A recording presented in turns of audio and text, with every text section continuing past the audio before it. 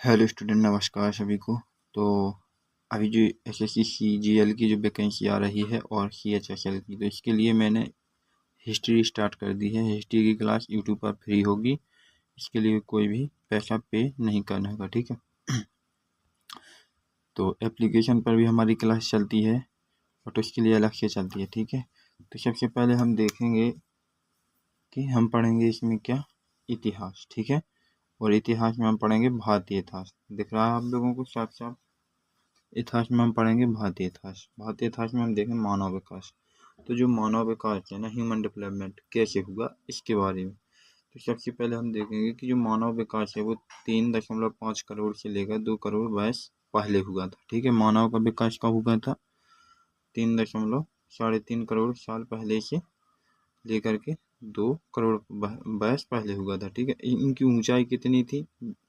इस मानव की ऊंचाई थी 3 से 4 फुट। ओके, अच्छा। साथ साथ में इनको क्या कहा जाता था? इनको कहा क्या जाता था? इनको कपि कहा जाता था। क्या कहा जाता था? इनको कपि कहा जाता था। ओके,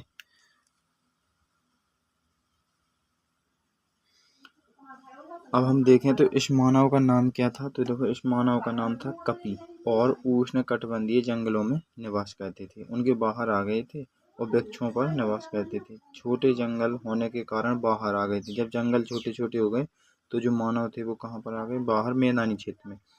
तो इन मानव के प्रकार पढ़ेंगे।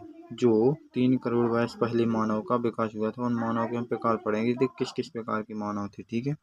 तो सबसे पहले जो मानव का नाम था वो था रामापिथेकस, ठीक है, जो रामापिथेकस। चलिए, तो हम रामापिथेकस के बारे में पढ़ते हैं कि ये मानव कैसा था।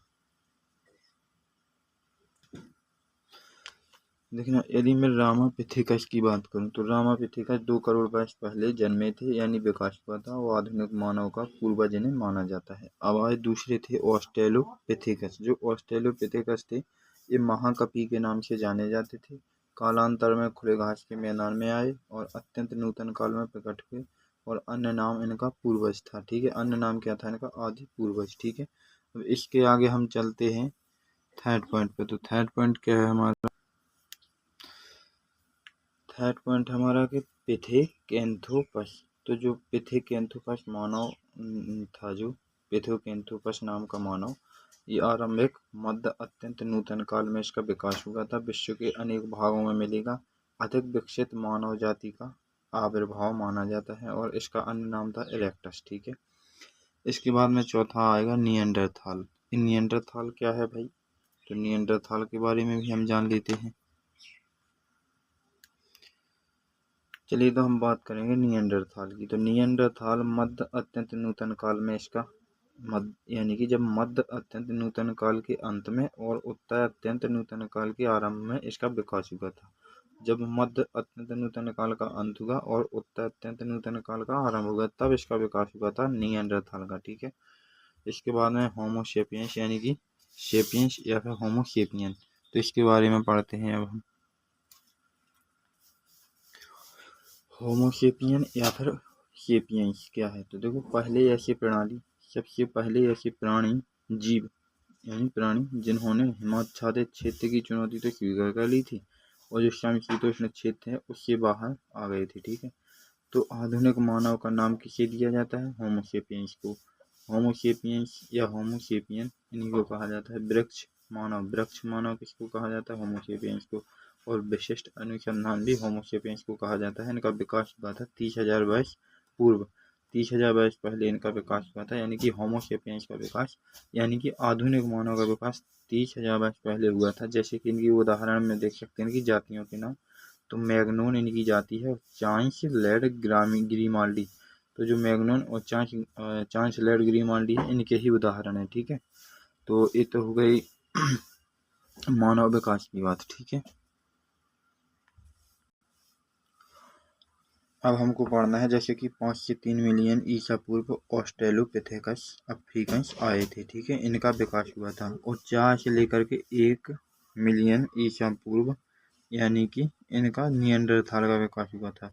और 1.5 मिलियन यानी कि 1.3 मिलियन ईसा पूर्व जो होमो इरेक्टस थे, इनका जन्म हुआ था, इनका विकास हुआ था। इसके बाद में 40,000 ईसा पूर्व में क्रो मैग्नोन आए थे। क्रो मैग्नोन का अभी मैंने इसका उदाहरण भी बताया था। और जो 2000 ईसा पूर्व आधुनिक मानव आया था, ठीक है, 2000 ईसा पूर्व में आधुनिक मानव आया था, ठीक है। इसके बाद में हम पढ़ेंगे अब ईसा मसीह। तो ईसा मसीह कौन है, इनको हम जानते हैं। ईसा मसीह के बारे में बहुत डिटेल में बताएंगे, बिल्कुल कंप्लीट डिटेल में, ठीक है।